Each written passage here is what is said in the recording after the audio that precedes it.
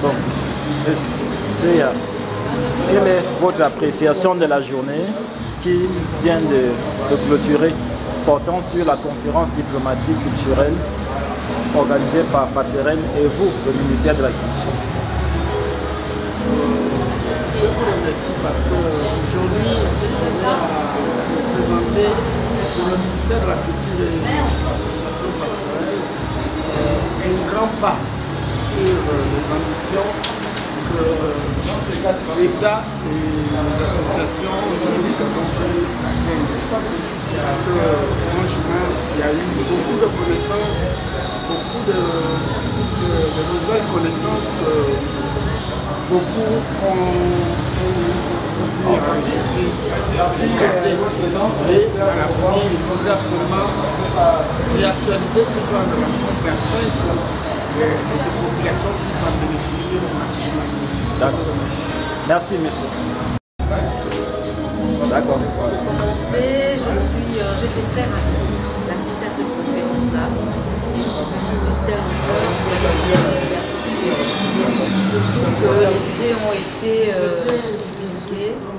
Et là, nous avons besoin de consolider ces idées-là afin de relever le défi que nous avons.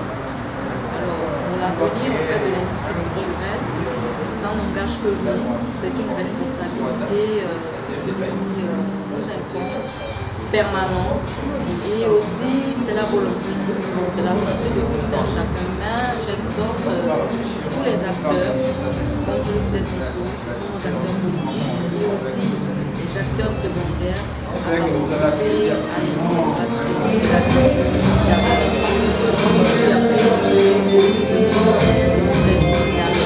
D'accord. Merci, madame.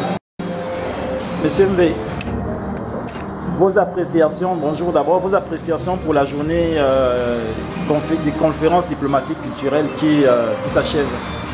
Je suis satisfait de la façon dont les choses sont déroulées.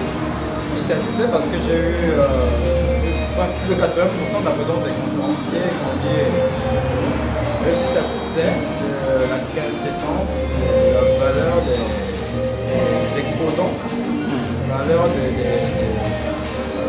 tout ce qui a été dégagé comme intelligence, comme force de proposition. Je suis satisfait. Et je me dis que ce n'est qu'au début, il y a un combat. Je pense qu'à la fin, nous en serons tous vainqueurs. J'attends de tous les acteurs culturels, du ministère de l'Agriculture, des actions concrètes. J'attends à ce que tout ce dont nous avons discuté aujourd'hui soit matérialisé. J'attends à ce que ces acteurs culturels montrent leur volonté et de patience, parce que ce que nous commençons aujourd'hui, nous n'allons pas trouver les fruits de ce combat dans des jours à venir, dans 5-6 ans. Donc j'attends d'eux de la volonté. Et nos partenaires, donc la Russie et la Chine, j'attends d'eux un soutien véritable. Je pense que nous devons apporter ce soutien. J'attends d'eux leur expertise, parce que nous avons besoin de leur expertise, parce qu'ils ont l'avance sur nous en matière d'évaluation de la culture. Nous attendons leur expertise pour que nous, à notre niveau, nous puissions valoriser la nôtre. Et je suis sûr qu'avec un partenariat gagnant-gagnant, donc nous allons sortir satisfaits. Merci. Merci. Je tiens d'abord à remercier Benji Passerelle pour cette mobilisation, n'est-ce pas, des acteurs culturels du Gabon, pour venir parler notamment de la diplomatie culturelle entre le Gabon, la Chine et la Russie. Il faut dire que, en fait, parmi les conférenciers, nous avons eu la présence du ministère de la Culture, c'est-à-dire le ministère en charge de la promotion culturelle du Gabon. Dans ces accords, il a été dit qu'il sera mis en place une dynamique culturelle. Le Gabon, les exposants ont d'abord, n'est-ce pas, retracé la source scientifique et culturelle africaine. Ils ont tracé l'apport, ce qu'on a appelé l'épopée civilisationnelle du peuple noir au monde extérieur. Il faut dire que la connaissance scientifique part d'abord de l'Afrique. Nous avons montré aujourd'hui à la jeunesse africaine que le savoir occidental n'est pas étranger, n'est-ce pas, à leur patrimoine culturel. Le génie africain est d'abord un génie scientifique.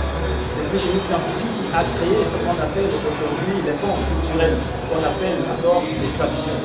Et que ces traditions sont parties de l'Afrique et sont arrivées en Europe et sont arrivées dans le monde. Donc moi j'étais très content à côté de Passerelle de représenter l'ONG Génération Temps, où j'ai montré que le rapport entre l'Afrique et la Chine ne date pas d'aujourd'hui. Le premier rapport était en 1955, lorsque la Chine, qui était tombée au sortir de la Seconde Guerre mondiale, avait rencontré les pays africains pour créer ce qu'on appelle les alliances, les premières alliances. Donc s'ils reviennent aujourd'hui, tout simplement parce qu'ils avaient perdu la Seconde Guerre mondiale et qu'il y a un dynamisme qui se crée. Et le dynamisme de la Chine, il faut aussi le placer dans l'histoire. Le dynamisme de la Chine naît en 1947, lorsque Mao Zedong écrit son testament en 1949 pour dire que le monde se fera aux ceux de la Chine et que la Chine commandera le monde. C'est ce qu'on dit aujourd'hui. Donc je dis ceci, je dis que l'initiative de l'ONG Passerelle est une initiative louable et ça doit se soutenir par les promoteurs culturels. Cette initiative doit être un regard opportun pour le ministère de la Culture et que ces initiatives se multiplient pour qu'il y ait le foisonnement culturel dans la dynamique de promotion culturelle. Que les promoteurs culturels viennent également s'associer à nous pour ensemble nous partageons ce que nous avons appelé l'afro-optimisme. Parce que l'Africain aujourd'hui ne doit plus être lamentable, ne doit plus dire c'est la France, ne doit plus dire c'est l'Europe, ne doit plus dire c'est le blanc, non. Nous devons aujourd'hui poser des problématiques telles que qu'est-ce que je fais pour les enfants, qu'est-ce que je laisse quand je vais mourir. Moi je suis vraiment promoteur culturel. À notre actif aujourd'hui avec l'ONG Génération Temps, nous avons publié 4 ouvrages, nous avons créé une école culturelle où les gens peuvent venir et apprendre la langue des temps, ou qu'on appelle la langue des temps, ou le gros petit de Cameroun. Donc c'est là. Les ressources sont là, nous avons du boulot à faire et ce n'est pas une personne qui va le faire. Donc merci beaucoup. Monsieur.